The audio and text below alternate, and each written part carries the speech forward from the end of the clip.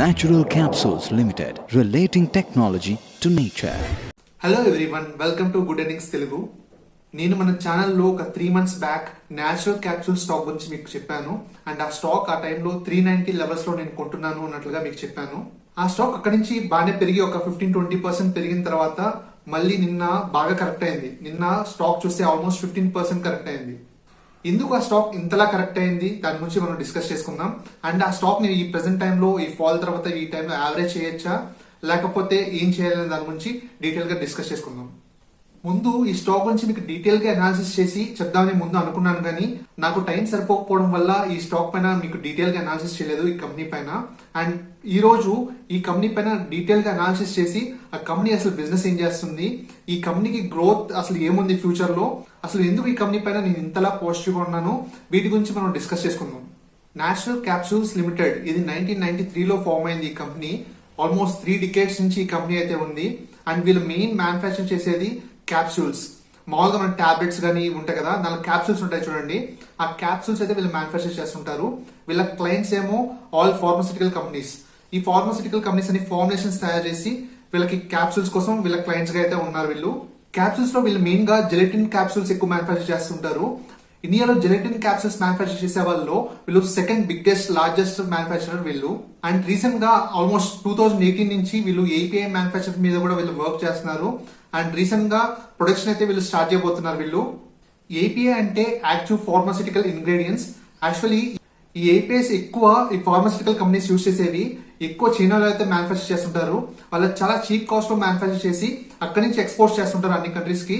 Almost India అయితే APS ని మన చైనా నుంచే ఎక్కువ ఇంపోర్ట్ చేసుకుంటూ ఉంటుంది చాలా ఫార్మాసిటికల్ కంపెనీస్. కానీ గవర్నమెంట్ రీసెంట్ టైమ్స్ లో మన ఇండియాలోనే ఎక్కువ మ్యానుఫ్యాక్చర్ చేయాలన్నట్లుగా చూస్తున్నారు. అండ్ చాలా కంపెనీస్ కూడా ఏపీఐ మ్యానుఫ్యాక్చర్ చేయడానికి చాలా మంది ట్రై చేస్తున్నారు. అండ్ గవర్నమెంట్ కూడా చాలా పాజిటివ్ గా ఉంది. పిఎల్ఐ స్కీమ్ కూడా వీటికి ఏపీఐ మ్యానుఫ్యాక్చరింగ్ కి కంపెనీస్ కి అయితే ఆఫర్ చేస్తున్నారు. చైనా నుంచి ఏపీఐస్ ఇంపోర్ట్ చేయడం ఆపేసి మన ఇండియాలోనే మ్యానుఫ్యాక్చర్ చేయడం వల్ల మన ఇండియన్ కంపెనీస్ కి అయితే మంచి ప్రాఫిట్స్ వస్తాయన్న దాంతో గవర్నమెంట్ అయితే దీనిపైన చాలా అగ్రెసివ్ గా అయితే ఉన్నారు. అండ్ ప్రెసెంట్ ఈ కంపెనీ ఏ ఏపీఎస్ అయితే మ్యానుఫ్యాక్చర్ చేస్తున్నారు అండ్ ఈ కంపెనీ చేసే ఐపీఎస్ ఇండియాలో ఎంత యూసేజ్ చేస్తున్నారు వీటి గురించి ఫర్దర్ వీడియోలో అయితే మనం డిస్కస్ చేసుకుందాము. ఈ కంపెనీ గురించి ఫ్యూ మెట్రిక్స్ మనం చూస్తే 1994లో బీఎస్సీలో అయితే లిస్ట్ అయింది ఈ కంపెనీ. అండ్ ప్రెసెంట్ వీళ్ళకి 150 కస్టమర్స్ అయితే ఉన్నారు, 259 టీమ్ మెంబర్స్ అయితే ఉన్నారు, 2 మ్యానుఫ్యాక్చరింగ్ యూనిట్స్. వీళ్ళ కెపాసిటీ 18 BCPA. వీళ్ళ ఎక్స్పోర్ట్స్ నుంచి 21.91% అయితే FY23 నుంచి సంపాదించారు వీళ్ళు ప్రెసెంట్. మీరు ఈ ఇమేజ్ లో చూస్తే వీళ్ళు 1993 నుంచి 2014 వరకు వీళ్ళ జర్నీ అసలు ఎలా ఉంది అన్నట్లుగా వీళ్ళు ఇక్కడ ప్రెజెంట్ చేశారు. వీళ్ళు ఎక్స్పాన్షన్స్ కానీ కెపాసిటీ ఎక్స్పాన్షన్స్ కానీ కొన్ని ఎక్విజిషన్స్ చేయడంలో పాండిచేరిలో ఎక్విజిషన్స్ చేశారు.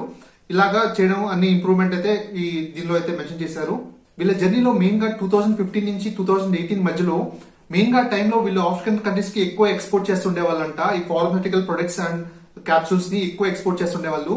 కానీ ఆ టైంలో oil prices and commodity prices పెరగడం వల్ల ఎక్స్పోర్ట్ చేయడానికి చాలా ఇబ్బంది పడ్డారు. అండ్ వీళ్ళ ప్రైజెస్ అయితే డ్రాప్ అవడం వల్ల వీళ్ళు ఎక్స్పోర్ట్ చేయలేక చాలా ఇబ్బంది పడ్డారు అన్నట్లుగా చెప్పారు.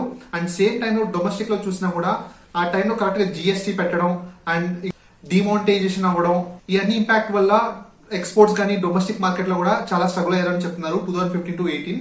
తర్వాత 2019 నుంచి ఇప్పటి వరకు వీళ్ళ గ్రోత్ అయితే చాలా బాగా వచ్చింది. 2019 నుంచి వీళ్ళ ప్రొడక్షన్ కెపాసిటీస్ ని చాలా ఇంక్రీజ్ చేశారు. Last year Bengaluru manufacturing unit లో ఓల్డ్ మెషిన్స్ ని రీప్లేస్ చేసి న్యూ జనరేషన్ మెషిన్స్ అయితే వీళ్ళు ఇన్స్టాల్ చేశారు. దీనివల్ల వీళ్ళ కెపాసిటీస్ అయితే చాలా పెరిగాయి. ముందు 1 MPCD మ్యానుఫ్యాక్చరింగ్ అయితే ఇప్పుడు 4.8 to 5 MPCD మ్యానుఫ్యాక్చర్ చేస్తుందంట. ఈ న్యూ జనరేషన్ మెషిన్స్ చాలా ఫాస్ట్ గా మ్యానుఫ్యాక్చరింగ్ చేస్తాయి అన్నట్లుగా వీళ్ళు చెప్తున్నారు. ఈ 2019 నుంచి అయితే వీళ్ళకి మంచి గ్రోత్ అయితే వచ్చినట్లుగా వీళ్ళు చెప్తున్నారు. వీళ్ళ ప్రొడక్ట్స్ ఆఫరింగ్ మనం చూస్తే క్యాప్సూల్స్ లో ఈ రకరకాలన్నీ ఉన్నాయి. Hard gelatin capsules, hard cellulose capsules, cells others ఇంకా చాలా క్యాప్సూల్స్ అయితే ఉన్నాయి. అండ్ ఏపీఎస్ లో వీళ్ళు 4 APIs అయితే వీళ్ళు వర్క్ చేస్తున్నారు. దానిలో 3 APIs అయితే వీళ్ళ అప్రూవల్స్ అయితే వచ్చింది పిఎల్ఐ స్కీమ్ కి. అండ్ వీళ్ళ గ్లోబల్ ప్రెసెన్స్ మనం చూస్తే Africa, Asia, middle east, south Africa, northern America ఇలాగా చాలా డిఫరెంట్ కంట్రీస్ లో వీళ్ళ ప్రెసెన్స్ అయితే ఉంది. మొత్తం 30 కంట్రీస్ అండ్ 5 కాంటినెంట్స్ లో అయితే వీళ్ళ ప్రెసెన్స్ అయితే ఉంది. వీళ్ళ ఎక్స్పోర్ట్స్ అయితే వీళ్ళ కస్టమర్స్ మనం చూస్తే about, Glenmark, micro labs, Pfizer ఇంకా ఇలా టాప్ కంపెనీస్ అయితే ఉన్నాయి వీళ్ళ క్లయింట్స్ అయితే. వీళ్ళ క్లయింట్స్ లో 10 years కన్నా అబౌవ్ ఉండే వాళ్ళు 15% క్లయింట్స్ అయితే ఉన్నారంట. మోర్ దాన్ 5 years అయితే 22%.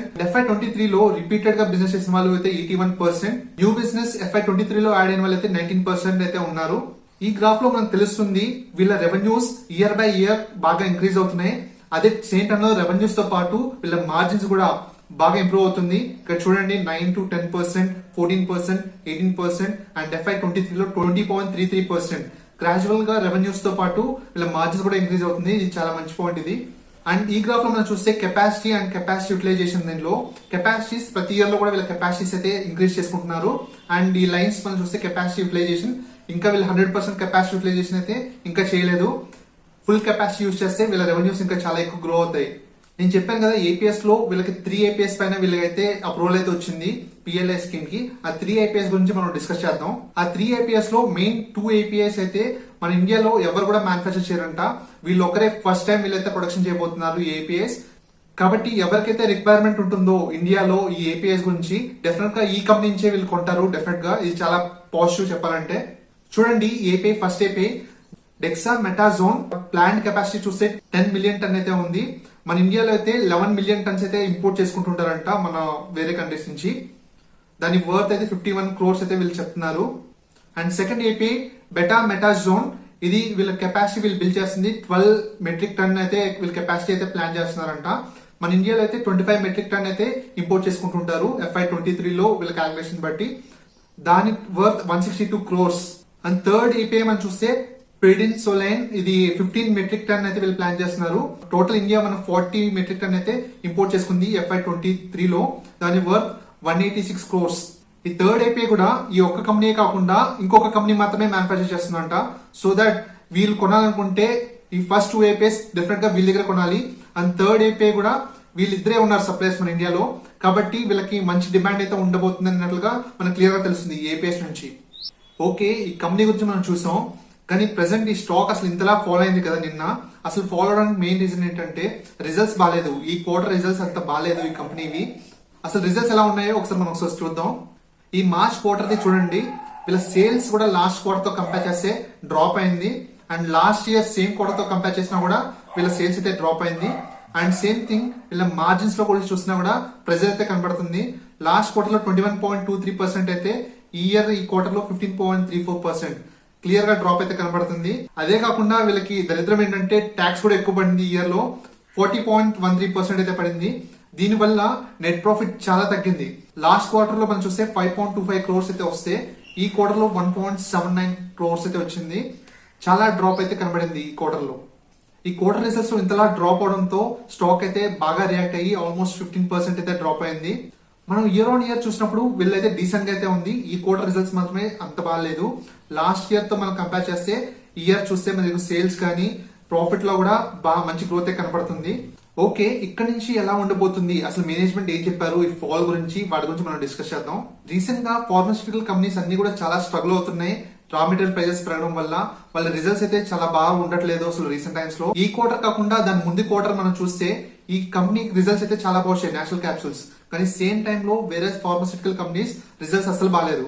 ఆ టైంలో అన్ని కంపెనీస్ తో కంపేర్ చేసి ఈ కంపెనీ బాగా పర్ఫార్మ్ చేయడంతో అప్పుడు స్టాక్ అయితే బాగా పెరిగింది. కానీ ఆ లాస్ట్ క్వార్టర్ లో ఇంపాక్ట్ చూపించలేదు రిజల్ట్స్ లో.